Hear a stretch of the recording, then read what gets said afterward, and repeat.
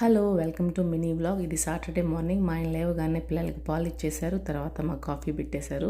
ఈరోజు కొంచెం hectic day అని చెప్పొచ్చు, బయటికి వెళ్ళేది ఉంది. సో అందుకే పిల్లలకి సింపుల్గా నేను బ్రెడ్ టోస్ట్ చేసి నటెల్ల పూసి ఇచ్చేసాను. ఇదైతే ఈజీ అండ్ వాళ్ళకి ఇష్టంగా తింటారు. మా ఆయన బ్రేక్ఫాస్ట్ చేయరు, ఇంకా నాకు ఆకలేదని చెప్పి మేమేం తినలేదు. తర్వాత ఇంక ఈరోజు హోమ్ డిపోకి తీసుకెళ్ళాము. ఈరోజు పిల్లలకి వర్క్షాప్ ఉంది. Every month first Saturday home డిపోలో వర్క్షాప్ ఉంటుంది కదా, చాలా రోజులు అయిపోయింది తీసుకెళ్ళి.